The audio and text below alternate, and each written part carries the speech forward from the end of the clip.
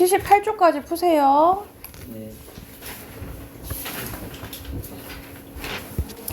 자, 여기서는 시어에 대해서 나오네요. 시어는 우리가 시에서 사용되는 단어지. 쟤는 보면서도 재미없을 것 같아. 나는 눈빛으로 보니까 내가 본 거야. 자, 누구나 한 번쯤 시를 읽을 때 한글로 쓰여있는데도 정확히 무엇을 이해하고 있는지 이해하기 어려웠던 경험이나 한글로 쓰여있지만 무엇을 의미하는지 파악하기 어려운 경험이 있을 것이다 하면서 이제 경험을 언급하면서 왜 우리는 이런 경험을 한 것일까? 시어에는 무엇인가 특별한 것이 있는 것일까? 하고 이제 의문 제기했죠. 핵심은 시어고요. 그 이유는 바로 시에 쓰인 언어 시어가 우리가 일상생활에 쓰는 말과는 다소 다르기 때문입니다. 시어가 일상 속에서 언어와 다른 첫 번째 특성은 무슨 성이냐면 함축성인데, 함축성이란 말이나 글이 많은 뜻을 담고 있는 성질을 의미하는데, 하나의 시어는 하나의 의미만 가지고 있는 것이 아니라 다양한 의미를 지니고 있습니다. 그래서 시어 하나에 많은 의미가 담겨져 있는 건 무슨 성이라고 한다고? 함축성이라고 한다고요. 예를 들어서 한용운의 님의 침묵을 살펴봅시다. 님은 같습니다. 사랑하는 나의 님은 같습니다. 했을 때 여기서 님은 진짜 그냥 사랑하는 임일 수도 있지만 작가가 한용운인데 한용운이 승려인 점을 고려하면 님은 절대자, 부처님, 진리 이렇게 해석할 수도 있고요.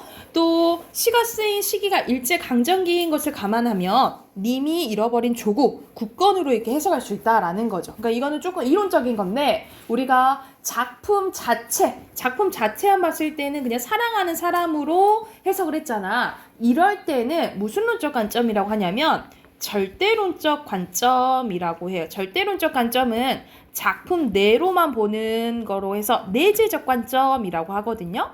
그런데 한용운이 승려인 것을 감안한 것은 시인 입장에서 본 거잖아요. 그치? 시인 입장에서 해석하는 것을 뭐라고 하냐면 이건 여러분이 이제 알아내야 되는 이론적인 거예요. 표현론적 관점이라고 해요.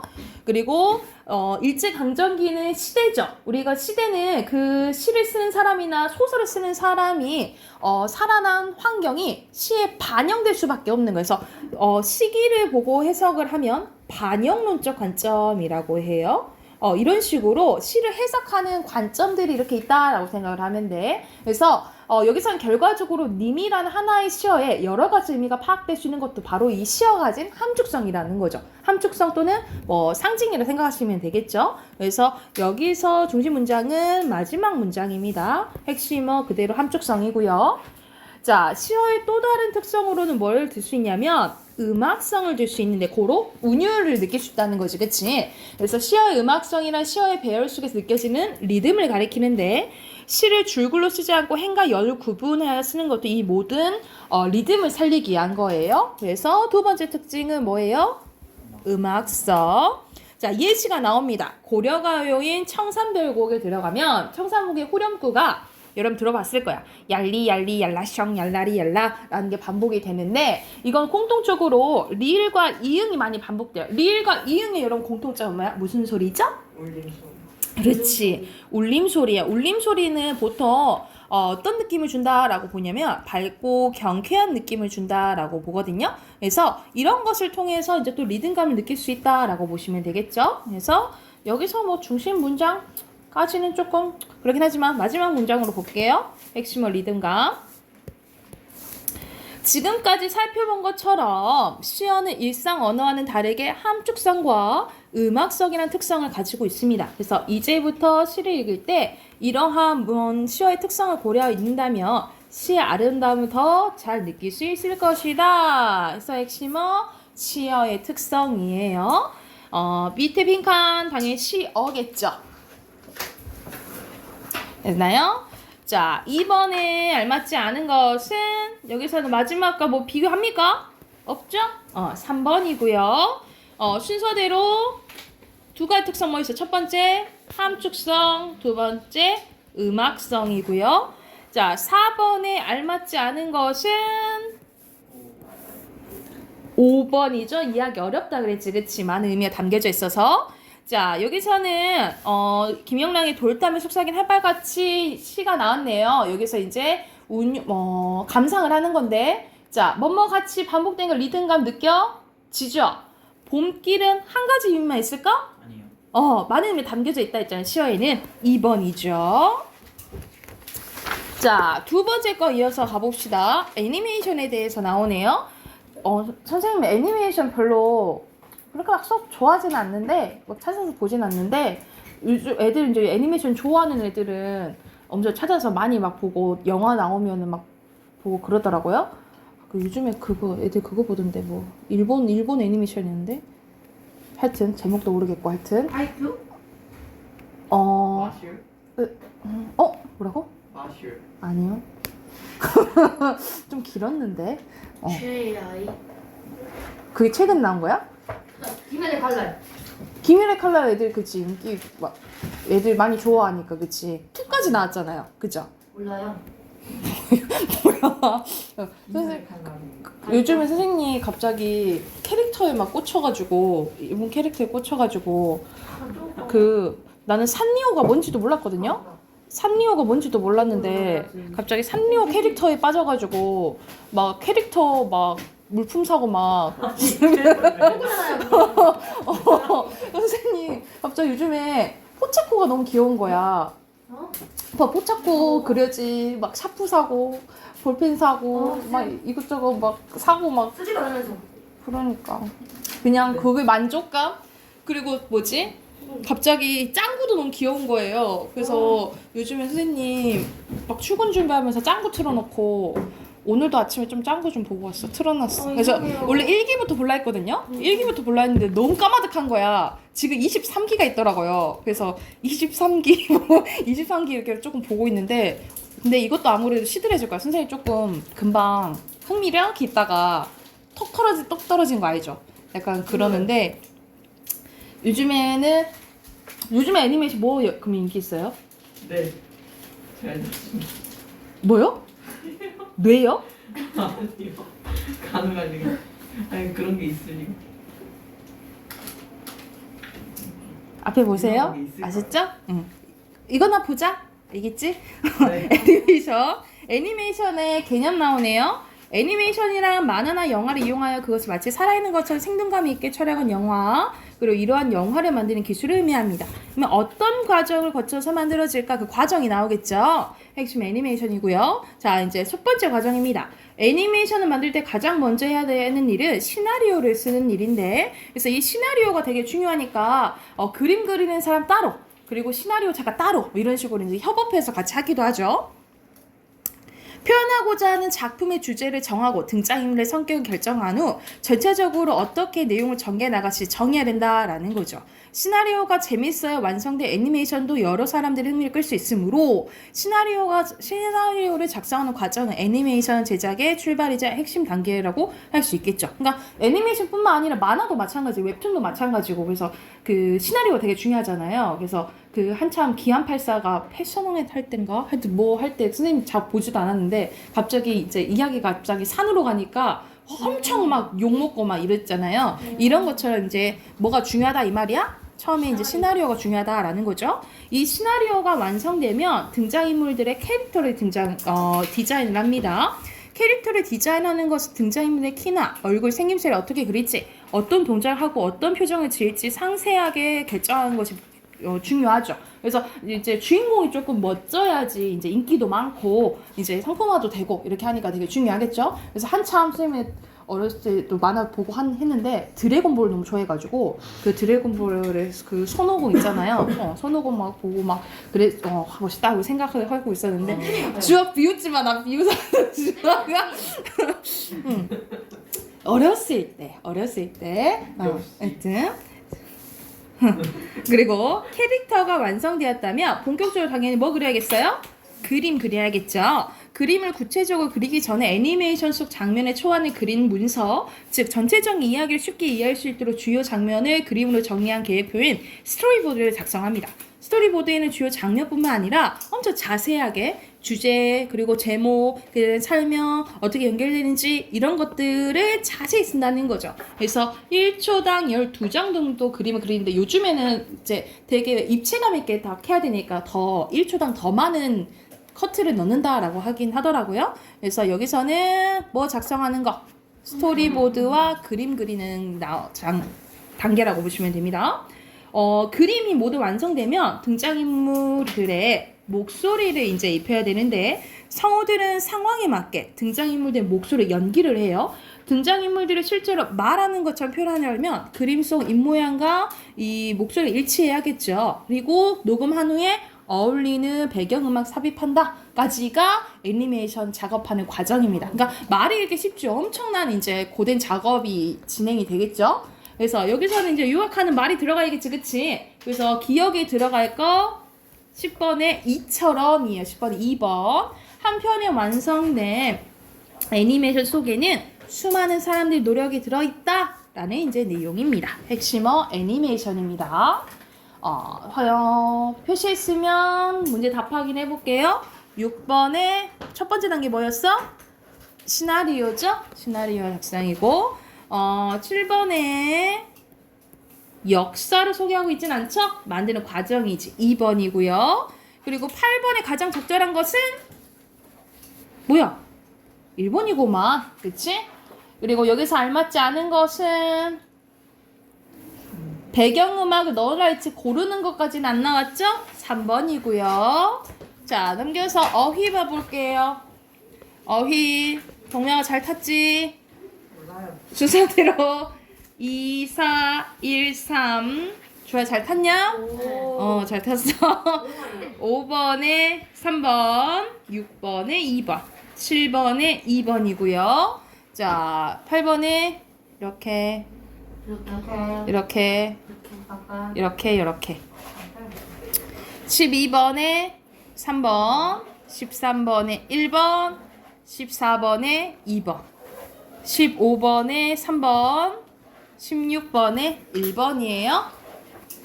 자, 12대2 숙제 84쪽까지 84쪽까지 숙제로 해오시고요. 자, 문화권 해봅시다.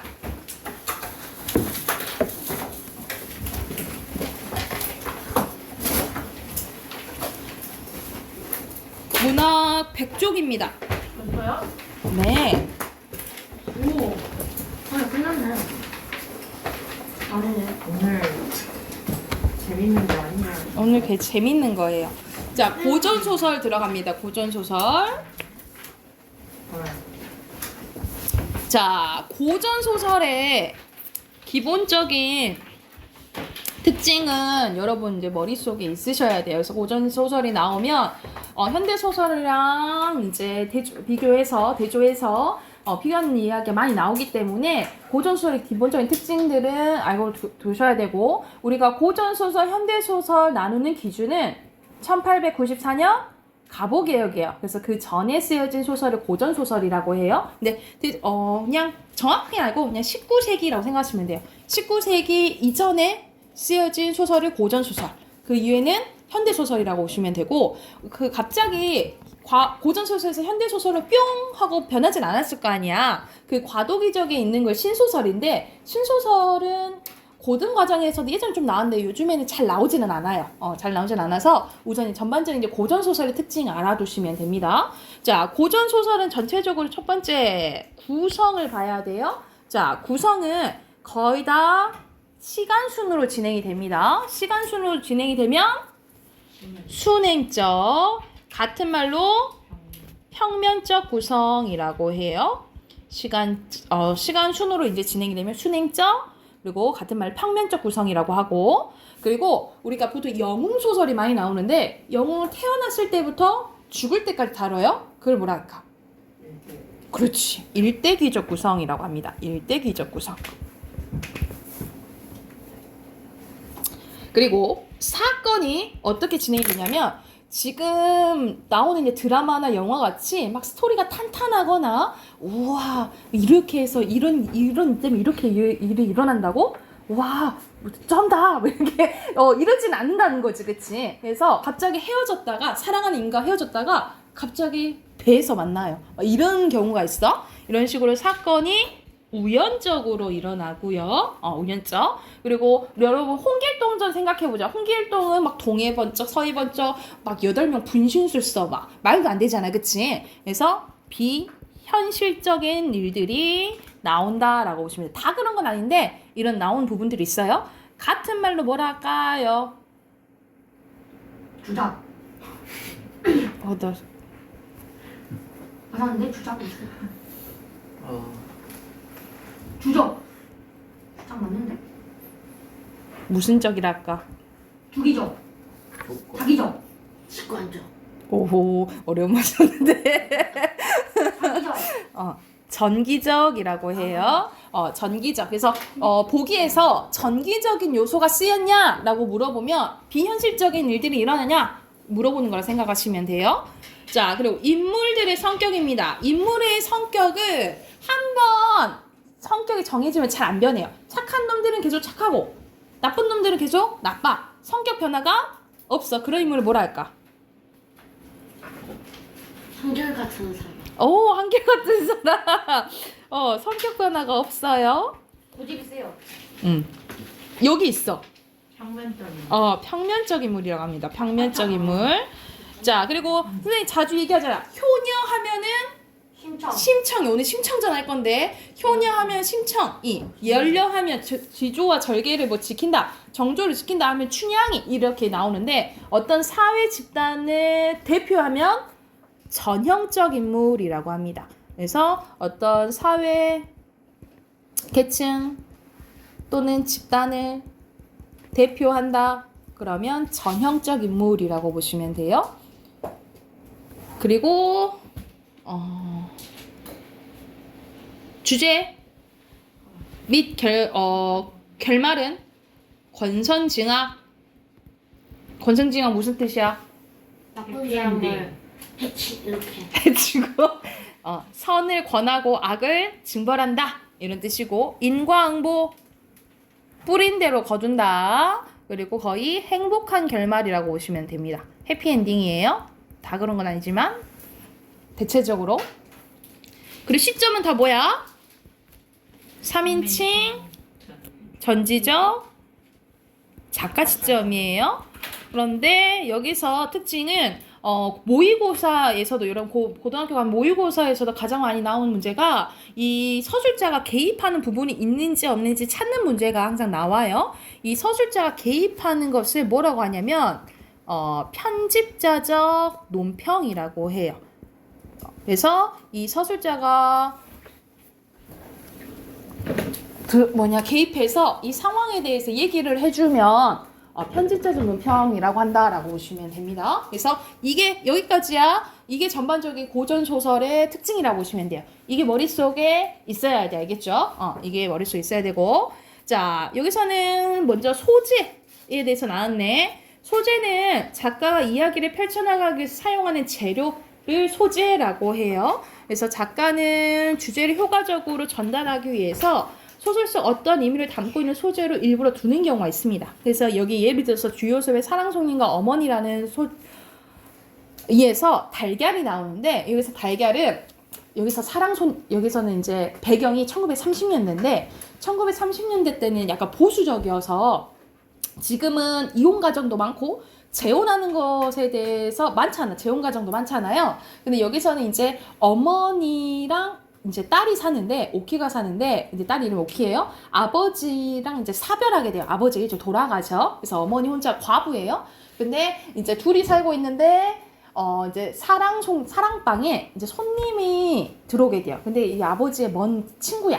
친구인데 이제 이 사랑 손님과 어머니가 서로 호감이 있어요. 서로 호감이 있는데 근데 뭘 신경 쓰냐? 주위 사람들의 시선을 신경 쓰는 거예요. 그리고 다른 사람들이 이제 여자가, 특히 남자보다는 여자가 재혼하는 것에 대해서 막 이제 안 좋은 시선으로 봤을 때 이야기거든요. 그래서 둘이 호감은 있지만 이제 엄마가 괜히 오키도 욕먹고 잘 그럴까봐 이제 아저씨의 마음을 거절합니다. 그리고 마지막에 이제 아저씨가 떠나면서 끝나게 되거든요. 그래서 여기서는 아저씨가 달걀 좋다고 하니까 엄마가 달걀을 많이 이제 사기 시작하는 거예요. 항상 사기 시작한 거야. 그래서 이 달걀이 의미하는 것은 뭐다? 아저씨에 대한 어머니의 마음을 드러내는 거예요. 그래서 마지막에 어떤 장면이 나오냐면 아저씨가 떠나고 난 후에 이제 달걀 장수가 오는데 이제 달걀 먹는 사람들이 없어서 달걀 안 사요. 엄마가 이런 얘기를 해. 그래서 오키가 이상하다. 나는 달걀 좋아하는데 왜 달걀 먹는 사람이 없다 하지? 그런데 그때 엄마 얼굴이 너무 슬퍼서 아무 말도 할 수 없었다 하면서 끝이 나게 되거든요. 그래서 여기서 이제 달걀은 그런 역할을 한다라고 보시면 되고요. 밑에는 고전소설, 선생님 말했던 고전소설 특징 나오네. 19세기 이전까지 쓰인 소설을 고전소설이라 하는데 대표적인 게 여기서 영웅소설이 나오네요. 영웅소설은 말 그대로 영웅의 일생을 드리는데 여러분 여기서는 좀 필기할 게 있어. 영웅 일대기적 구조가 있어요. 영웅 일대기적 구성이 있는데 자, 첫 번째 여기서는 이거는 뭐에서 온 거냐면 주몽 신화에서 온 거라고 생각하시면 돼요. 여러분 주몽 알죠? 주몽이 뭘 세웠죠? 고구려. 오케이, 고구려를 세웠죠. 그쵸? 자, 그래서 첫 번째 고구려에서 이제 해모수의 아들이라고 이제 하잖아. 그치? 그래서 하늘에서 그리고 뭐 바다의 신, 하늘의 신, 바다의 신은 피를 발았다라고 얘기를 해. 그래서 고귀한 혈통을 가지고 있고 우리가 주몽 어디서 태어났지? 아래서 태어났죠. 그쵸? 그 아빠 아래서 태어났다고. 그래서 엄마 유아가 있는데 유아가 낳았더니 배가 불러서 낳았더니 알을 낳아요. 그 알을 원래 이제 그래서 부여 왕이 길바닥에 버렸는데 동물들이 막 보호해 줘가지고 다시 갔다 와서 나온 게 주몽이었다 이렇게 말을 하거든요. 그래서 얘는 희한하게 태어나요. 기이한 탄생. 그리고 세 번째 주몽은 뭘 잘했다 했죠? 그렇지. 활 잘 쓰고 말을 잘 땄어요. 비범한 능력을 가지고 있습니다. 그러다 보니까 시기 질투하는 사람들이 많겠지. 그치? 그래서 각종의 시련과 고난을 겪게 돼요. 네 번째 단계. 그랬더니 이제 말 그대로 부여에서 주몽이 이제 자라게 되는데 거기서 이제 왕자들이 엄청 많아. 왕자들이 이제 시기 질투가 많아서 거기 있는 왕자들이 이제 주몽을 죽이려고 해요. 그래서 막 도망가는 와중에 앞에 하도 호수가 있는 거야. 건널 수가 없는 거야. 그래서 내가 형수의 아들이다 라고 하니까 물고기와 자라가 막 모여가지고 다리를 만들어줬다 라고 이제 나와서 이제 잘 도망갔다라는 내용이 나오거든요. 그래서 다섯 번째 단계는 조력자의 도움을 받아서 시련 극복을 하게 됩니다. 근데 또 뭐가 와? 또 시련 고난이 와. 또 시련 고난이 오는데 마지막 7단계입니다. 시련 극복 후 위협을 달성하게 된다라고 보시면 돼요. 그 위협은 주몽을 건국했어요. 고구려를 건국하게 된 거죠. 그래서 영웅은 뭐 전쟁에서 이겨서 해피엔딩 이렇게 보통 끝난다라고 생각하시면 돼요. 그래서 이 영웅 일대기적 구성은 어디서 온 거다? 주몽 신화에서 왔다라고 보시면 되고 이와 같은 스토리가 많다라고 생각하시면 돼요. 그래서 7단계 생각하시면 됩니다. 7단계 고귀한 혈통, 기이한 탄생, 비범한 능력, 시련 극복 이거라 생각하시면 돼요. 자, 그리고 군담 소설 말 그대로 전쟁이 나오면 군담 소설이라고 보시면 되고요. 그래서 거의 군담 소설에는 이제 영웅이 많이 나온다라고 보시면 되고요. 가정 소설은 말 그대로 가정 내에서 일어나는 소설이야. 그래서 대표적인 작품이 사시남정기거든요. 이 사시남정기는 누구 이야기냐면 여러분 장희빈 들어봤죠? 장희빈.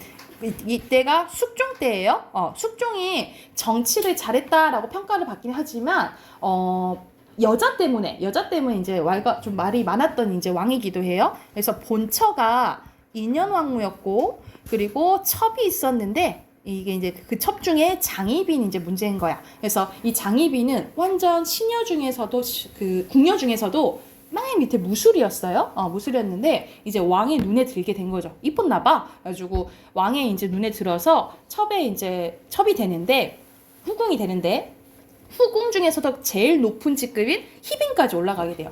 근데 이제 장희빈이 인현왕후는 아들을 이제 못 낳았는데 그중 이제 장희빈이 아들을 낳게 된 거야. 그래서 아무래도 욕심이 생기겠지. 그래서 인현왕후를 모함을 해요. 근데 여기서는 이제 당파 싸움과 관련되기도 한데 우리가 지금 정치도 뭐 진보파, 보수파 있는 것처럼 여기 때도 이제 당파 싸움이 되게 컸거든요. 이제 인현왕후 편, 이제 장희빈 편 해가지고 당파 싸움도 있긴 한데 하여튼 장희빈이 하여튼 인현왕후를 모함해서 인현왕후를 폐위시켜요. 그래서 그 순간에 장희빈이 왕후까지 올라가. 그러니까 궁녀였던 애가 왕후까지 올라가는 이제 대단한 여자인 거지. 근데 나중에 이 장희빈이 인현왕후를 모함하고 막 저주하고 이런 게 이제 다 걸려요. 그래서 결국 장희빈은 사약 먹고 죽거든요. 이제 사약 먹고 죽게 되는데 그것을 이제 이건 야사인데 그 엄마가 죽는 것을 아들이 봤다라고 해. 직접 이제 봐도 얼마나 트라우마가 남겠어, 그치? 그 이후로 이제 몸이 쇠약해서 이 다음에 장희빈 아들이 왕이 되거든요. 그게 그 다음 왕이 경종이에요. 경종인데 뭐 몸이 쇠약해서 오래 살지는 못해요. 그런 이야기라고 보시면 됩니다. 그래서 그거를 다룬 게 사시남정인데 주제는 하나야. 주제는 뭐라 생각하시면 되냐면 본처한테 잘해라. 이 얘기예요. 이 이야기여서 이게 대표적인 가정소설 기억하시면 되고요. 예전에는 장희빈 이야기 되게 사극으로 많이 나왔거든요. 근데 요즘에는 사극을 많이 안 하는 것 같아. 요즘에는 그거 하잖아요. 고려 거란전쟁? 그치. 근데 그걸 이제 선생님 안 보고 선생님 어머니가 보시는데 오늘 갑자기 어제 얘기했다. 어제 저 거란 그거 드라마 하네 이렇게 얘기하니까 저건 너무 잔인하다 막 이래. 그래서 뭐가 그렇게 잔인한데 그러니까는 거란 놈들이 잔인하다고 드라마가 뭐 어떤 장면이 나오냐면 이렇게 뭐 사람 묶어놓고 봤어? 사람 묶어놓고 뭐 간을 빼가지고 뭐 왕한테 뭐 바치고 막 그랬다 그런 장면이 나왔다 그러더라고. 그래서 에이 그런 놈 잔인한 애네 그러고 말았거든요. 그런데 뭐 그런 이제 요즘에는 예전엔 사극을 많이 했는데 요즘에는 사극을 많이 안 하는 것 같아요. 그래서 호란이 어느 나라 사람이에요? 거란이요? 거란 위에 우리나라 우리는 아니야. 중국. 중국. 여진 봐. 옆에 부족이 이렇게 나뉘어져 있으니까. 그래서 그런 이야기고요. 애정 소설은 말 그대로 러브 스토리예요. 러브 스토리. 그리고 우화 소설은 동물이나 식물 등의 사람처럼 표현한 쓴글로 우화 소설인데, 그러니까 말 그대로 동물을 등장시키지만 사실 누구 이야기라는 거야? 사람 이야기라는 거지. 동물을 통해서 돌려서 사람을 말 그대로 돌려깎기 하는 거죠. 인간의 모습을 돌려깎기 하는 거죠. 그치? 그래서 우화 소설은 다 돌려서 얘기해서 성격이 우의적이라고 생각을 하시면 돼요. 그리고 적강 소설, 이걸 잘 알아놔야 돼. 적강이라는 말 여러분 잘 알아놔야 돼. 적강은 뭐냐면 하늘나라 선녀나 신선이 인간 세상에 내려오거나 사람으로 태어나는 이야기를 다룬 거. 그러니까 말 그대로 원래는 천상계 사람이었어. 근데 잘못을 저질러서 인간 세계로 귀양 왔다는 이야기예요. 그래서 여기 오른쪽에 잠깐 봐볼까? 적강 소설의 배경은 천상계와 지상계로 나뉘어져요. 그러니까는 원래 주인공이 원래는 인간이 아니야. 원래 이제 천상계 사람인데 죄를 지어서 이렇게 내려오게 됐다라는 이제 스토리가 나와요. 그러면은 천상계라는 게 있고 지상계라는 게 있어야 되는 거잖아, 그치? 그래서 적강 소설은 이원론적 두 가지 세상이 있다라는 소리죠. 이원론적 세계관이 반영돼 있다라고 생각을 하시면 돼요. 우리가 지금 사는 게 이승이고 불교에서는 죽으면 저승 간다 하잖아, 그치? 이런 것처럼 이제 두 가지 세계관을 갖고 있다라고 생각을 하시면 됩니다. 네, 됐을까요? 아마도요. 그럼 101쪽 풀어보세요.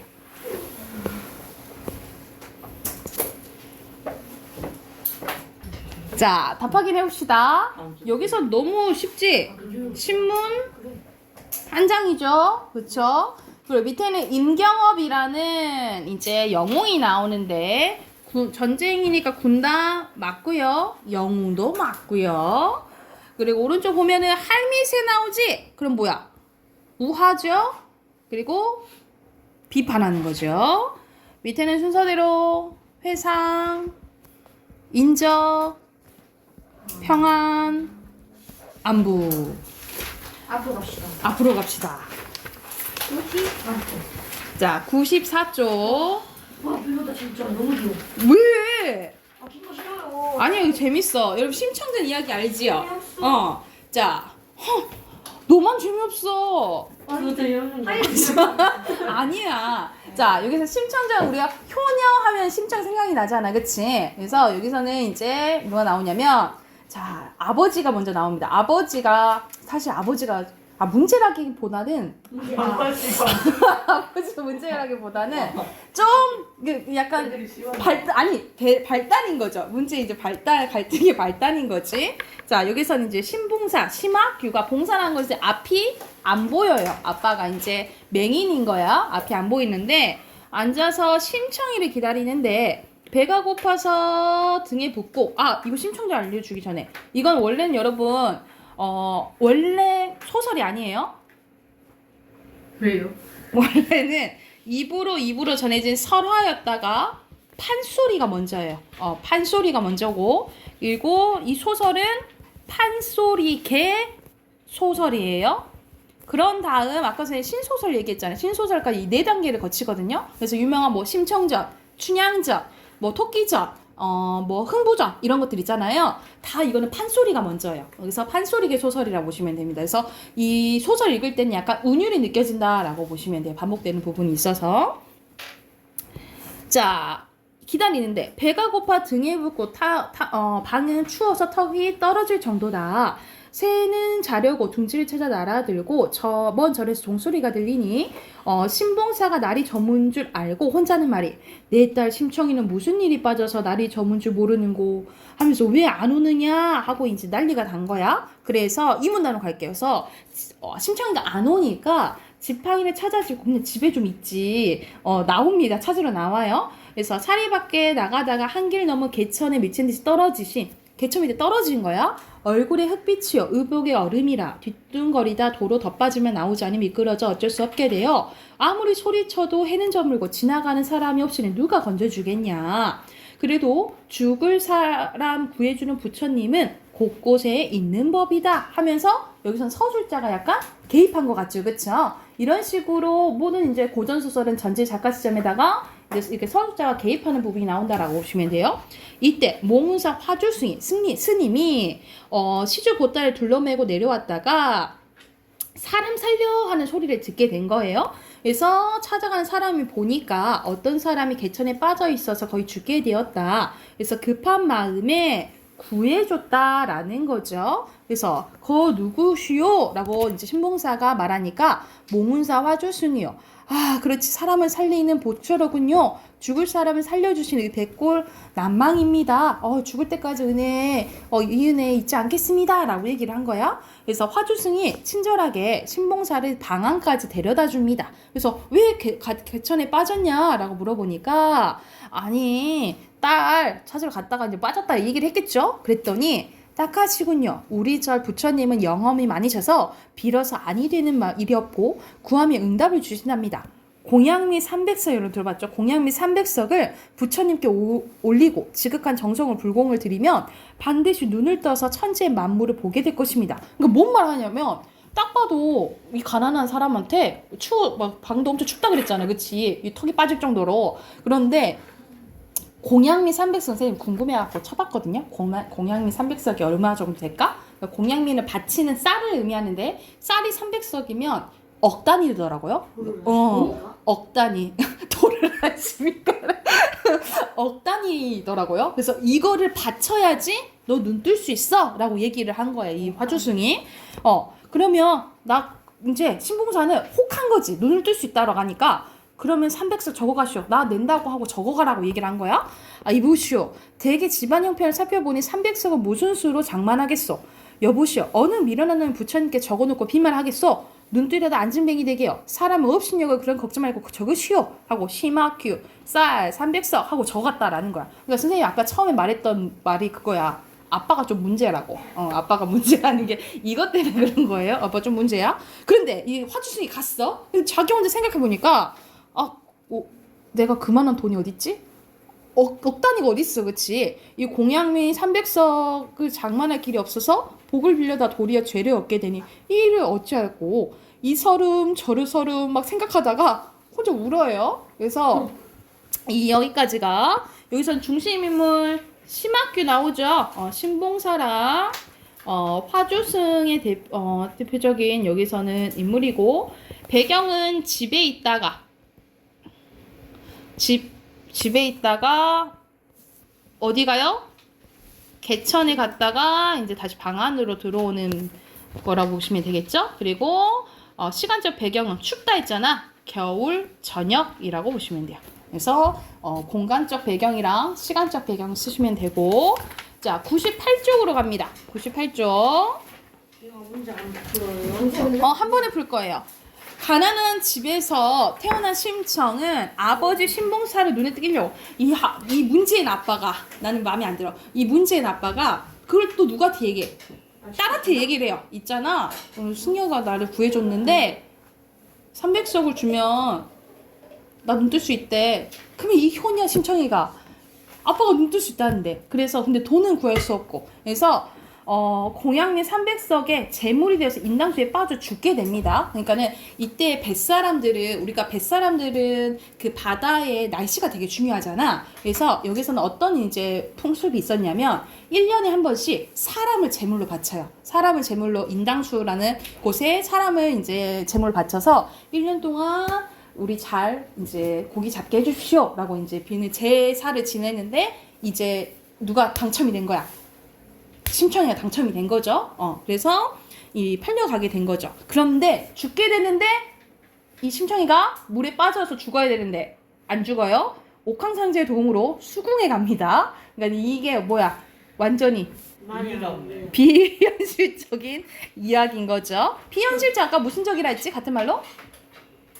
CQ 정기적. 정기적. 그렇지. 정기적인 요소인 거죠.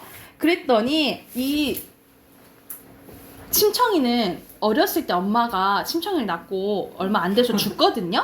그런데 이 죽었던 엄마가 어디가 있냐면 광안전 옥진 부인이 심청이 어머니였던 거야. 그래서 이 수정궁에 머물던 심청이를 찾아옵니다. 그래서 어머나 심청아 하고 이제 오게 된 거예요.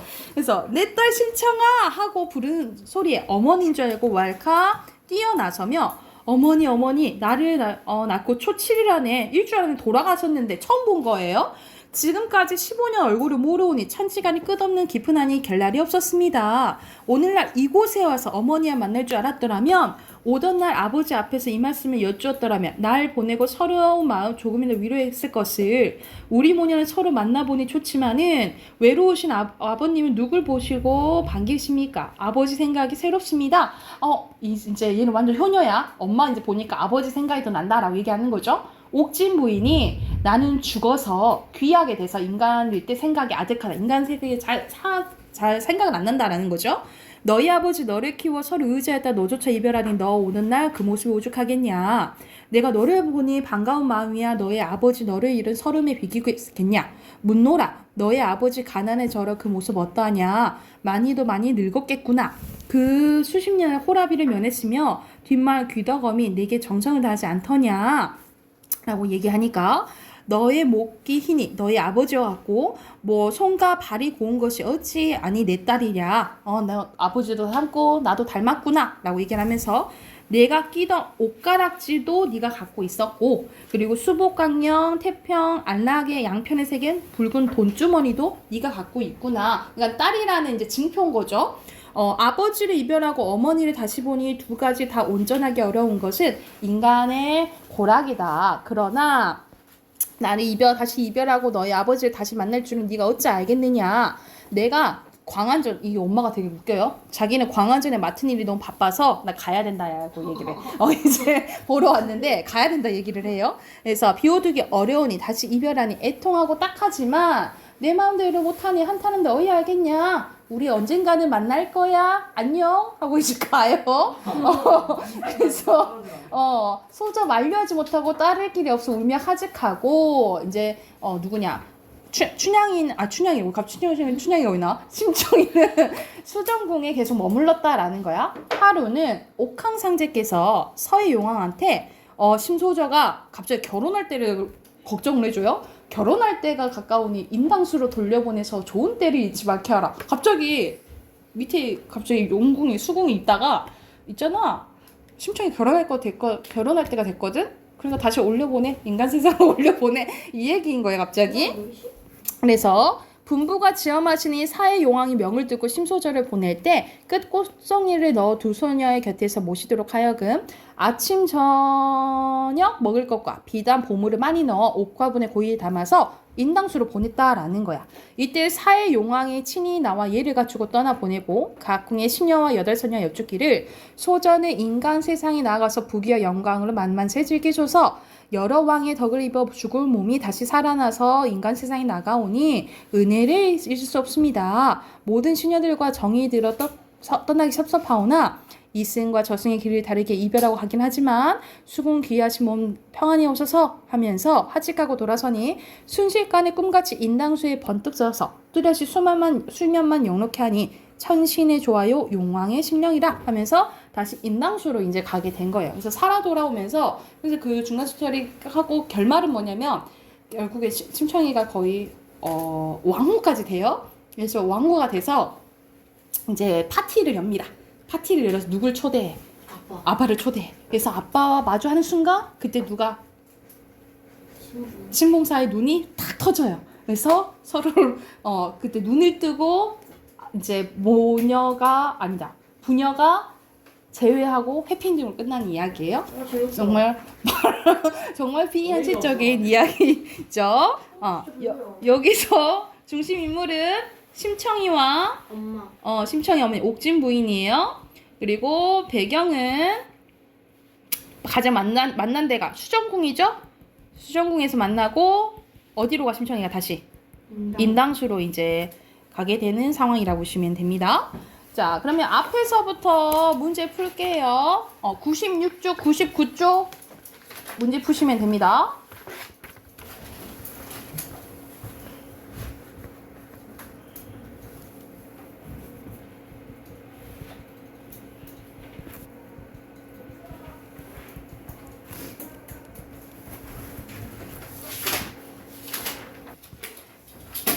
확인. 1번에 신봉사 화조승 개천, 2번에 알맞지 않은 거 3번 신중하게 고민 안 하고 적으시오 적어 가시오 막 이랬지.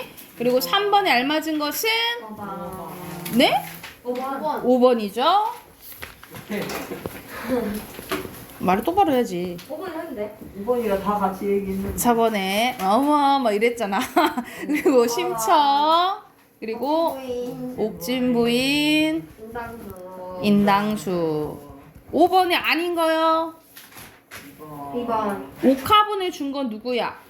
용왕이 해서 챙겨준 거죠? 2번이고요. 6번에 3번이고요. 그리고 두 가지 옷가락지, 붉은 돈주머니 두 가지 쓰시면 되겠죠? 여기부터 여기까지 쭉 수북강령? 거기서 맞아요. 저기부터 쭉 잘 썼어요. 거기까지 네. 내 동그라미 쳤어 잘했어요. 잘했어요. 문법. 하기 싫어. 괜찮아요 동그라미 쳤으니까 상관없어요 95쪽입니다. 우와. 이건 안 돼요, 쌤? 너무. Me too. 쌤. 아닌 것 같아요, 이게. 맞아요 Shut up, baby. 커피 좀 먹고 올게요. Shut up, baby. 피곤하니까 다 같이 10분 동안 잘하면 안 돼요. 자, 10분 동안 집중해 봅시다. 아셨죠? 자, 우리 어저께 한 거는 주아야. 뭐 배웠었지? 어저께 한 거 이어진 문장 그렇지? 하는 문장. 자, 아는 문장. 문장. 자, 우리가 문장은 크게 혼문장과 겹문장으로 이루어진다 했죠, 그쵸? 혼문장은 뭐야? 주어와 서술어 하나 있는 거, 두 개 이상인 게 겹문장이라 했죠. 근데 결합하는 방식에 따라 겹문장은 또 어떻게 이어진다? 아니, 어떻게 나뉘어진다 했어? 이어진 문장이랑 아는 문장으로 나뉘어진다 했어요. 근데 이거 이어진 문장은 또 어떻게 나뉘어진다 했어? 같은 등급으로 합쳐지면 앞뒤 문장 바꿨을 때 의미 변화가 없으면 데드, 앞뒤 문장 바꿨을 때 의미 변화가 있으면 종속. 정윤아, 하품할 시간이 없어. 하품할 시간이 없다고. 알겠지? 지금 딱 봐. 자, 그리고 아는 문장, 오늘 아는 문장 할 건데, 아는 문장은, 여러분, 잘 봐봐. 관련된 주어랑 관련된 서술가 떨어져 있어요. 그리고 관련된 또 다른 주어랑 관련된 서술어가 이렇게 안겨 있어서 하나의 문장 성분 역할을 해요. 그래서 명사 역할을 한다든가 관형어 역할을 한다든가 부사 역할을 해요. 근데 끝나진 않았으니까 완전히 끝내야지 문장이거든요. 그래서 선생님이 어저께 뭐라 했어 이거를? 절, 같은 말로 절이라고 했어요. 그러니까 문장 주어와 서술어를 갖고 있지만 완전히 끝나지 않으면 절이에요. 절. 그래서 얘가 무슨 절이냐에 따라서 5가지로 나뉘어집니다. 첫 번째 명사절입니다. 말 그대로 명사 역할을 하겠지, 그치?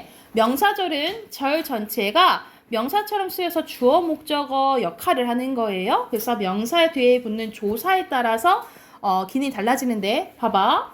자, 이 일은 처리하기가 이 전체가 무슨 역할을 하는 거냐면 이 전체가 주어 역할을 하는 거예요. 주어. 어렵다. 서술한 거지. 그치? 근데 어떡하기가. 좀 기네. 이 일은 처리하기가 어렵다. 이 일은 주어죠? 처리한다. 서술어죠. 그치? 그래서 주어 서술어가 여기 이렇게 있죠? 이게 절 역할한다 라고 생각하시면 돼요. 여러분 근데 이거 잘 봐봐. 처리하다는 원래 품사가 뭐야?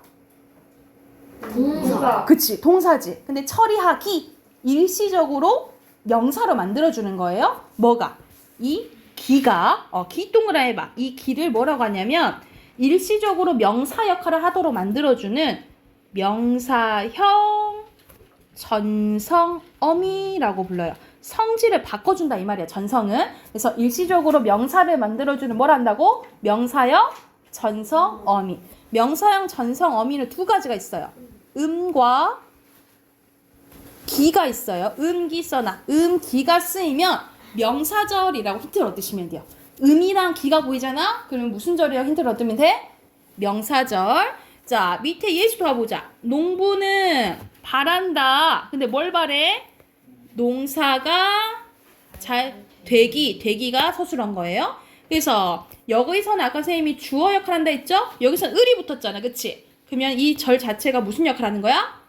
목적어 역할 하는 거야. 그래서 좀 길긴 하지만 긴 게 주어 역할도 하고 목적어 역할도 하고 뭐 보어 역할도 할 수 있다라는 거예요. 그래서 이게 명사절이라고 보시면 돼요. 그래서 서술어를 잘 찾아야 돼요, 여러분. 서술어를 잘 찾으면 돼. 다시 한번 여기서는 기가 붙어서 주어나 목적어 역할을 하면 무슨 절이라고 부른다고? 명사절이라고 본다라고 보시면 되고. 자, 2번째입니다. 2번째는 관형절이에요. 자, 관형절은 여러분 관형어 생각하면 돼. 관형어는 뭐 꾸며준다 했어? 체언 꾸며주죠. 이것도 마찬가지야. 체언을 꾸며주면 관형절이라고 해요. 자, 봐보자. 그거 큰 주어를 찾아. 그것은 뭐야? 옷이야. 근데 어떤 옷이야? 내가 입는다. 또 서술했지, 그치? 내가 입더니 뭐 꾸며줘요? 옷, 그치? 이렇게 체언 꾸며주잖아. 그래서 얘는 관형어라고 하기엔 주어 서술어 있으니까 크지? 그래서 관형절이라고 부른다라고 보시면 돼요. 그래서 여기선 던 동그라미 해볼까? 던. 자, 입다는 원래 품사가 뭐니? 동사. 오케이, 동사예요. 근데 입던 해서 던이 붙어서 얘는 관형사 역할을 하도록 만들어주는 거야. 그래서 이 던을 뭐라고 했냐면 관형사형 전성어미. 그렇지, 전성어미라고 불러요. 이 전성어미는 뭐 을, 는, 뭐 던 이런 것들이 있어. 그래서 는, 던 이런 것들이 나오면 관형절이네 힌트를 얻으시면 돼요. 관형절이네. 그러니까 말 그대로 체언 꾸며주면 무슨 절? 관형절. 체언 꾸며주면 관형절이라고 보시면 돼요. 자, 여기서는 주어가 생략돼 있네. 들었니? 뭘 들었니? 민호가 전학을 간다는 민호가 간다. 서술어지, 그치? 이게 뭐 꾸며줘? 소식 꾸며주지? 여기서 는 동그라미. 이 는이 뭔 거야? 는이 뭔 거야? 관형사형 전성어미인 거야. 오케이, 바리? 자, 3번째입니다. 부사절이에요. 부사절은 여러분 배웠잖아. 체언 위의 걸 다 꾸며주면 부사절이라고 보시면 돼요. 근데 보통 서술어 꾸며준다라고 보시면 돼요. 보통 서술어 꾸며주는 것을 부사절이라고 하는데, 자, 봐보자. 예시문 봐보자. 승재는 뛰었어. 근데 어떻게 뛰었어?